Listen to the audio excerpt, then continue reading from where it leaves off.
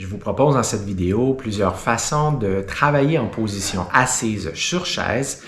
Nous allons ici avoir des torsions et des flexions au niveau du tronc. On va travailler de belle façon, de façon dynamique, à la fois l'articulation à l'épaule, au niveau de la nuque, au niveau de la tête, ainsi que des muscles oculomoteurs, donc des yeux. Vous voyez ici, j'ai une pièce de matériel au niveau des pieds et des genoux. Donc, c'est cette action d'engagement de la chaîne antérieure en partant des pieds, remontant le long des jambes à l'intérieur. On va aller chercher ici le plancher pelvien en connexion avec le centre de force, le core. Donc, c'est d'arriver ici à bien respirer de façon calme, de façon aussi détendue que possible, donc avec le moins d'effort. On veut rester bien présent. On veut rester conscient pendant l'action, chacun des gestes. On veut coordonner le tout, respiration, mouvement conscient, ouverture et fermeture, que ce soit lors de torsion ou bien de flexion du tronc, par exemple. Vous verrez que les membres inférieurs, les jambes, sont toujours dans une action de contraction minimaliste. Donc ici, cet objet, qu'il soit un traversin, bolster en anglais, que ce soit plutôt ici au niveau de cette pièce bleue, un foam roller long, ou que ce soit des blocs de yoga, on veut toujours maintenir cet engagement juste. Juste assez, mais pas trop. Pour donner une idée, ce serait comme une contraction de 10 à 20% de votre maximum. C'est vraiment un chiffre évidemment qualitatif ici, c'est fonction de chaque personne.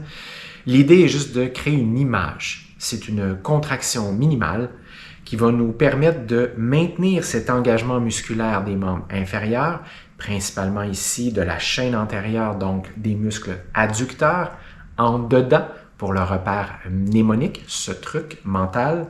Donc les intérieurs de cuisses devraient bien travailler, comme je disais, un 10 à 20% pour faire une image. Je maintiens ici en position stable la pièce de matériel qui est en ma possession, celle que je choisis pour travailler. Et pendant ce temps, j'ai ces gestes, ces mouvements, cette portion dynamique du tronc au niveau des membres supérieurs, les bras, du bout des doigts jusqu'au niveau des épaules, la nuque, le cou et la tête, les muscles oculomoteurs. Voyez, j'exprime le mouvement, je bouge de différentes façons. Je vais aller chercher des torsions, je vais aller chercher des flexions, mais en tout temps, ce que je veux, en restant présent, c'est d'essayer d'aller chercher cette pleine amplitude de mouvement, peu importe celui-ci. Donc, par cette pleine présence, j'ai cette respiration en continu, je ne bloque pas le souffle. Je veux essayer d'aller chercher ce mouvement comme une vague. C'est comme si j'étais à la plage, imaginez-vous assis les fesses dans le sable ou sur une chaise. Et là, vous voyez cette eau, l'océan venir vers vous, vers la plage, et doucement repartir. C'est un peu la même chose avec votre respiration. Pendant cette portion dynamique du tronc et des membres supérieurs, mais aussi de ces membres inférieurs en contraction isométrique minimaliste, on veut maintenir cette fluidité, comme l'eau, à la plage, l'océan, cette respiration en vague, en continu, en inspirant et en expirant. Et là, c'est vraiment d'aller chercher ce mouvement en lieu de cette position des écrans caractéristique, assise sur une chaise, avec la sécheresse oculaire, cette propension, sans même s'en rendre compte, de potentiellement avoir une légère flexion du tronc, une tête vers l'avant, une flexion au niveau de la nuque, des épaules un peu plus rondes, à mesure de cette sécheresse et de cette fatigue loading mental.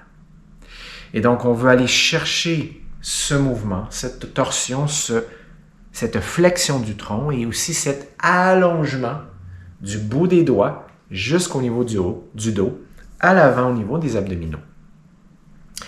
Et donc, dans cette séquence, c'est d'y aller avec douceur, avec lenteur. C'est d'y aller en pleine présence. C'est de respirer dans cet effort qui est, somme toute, ici, léger.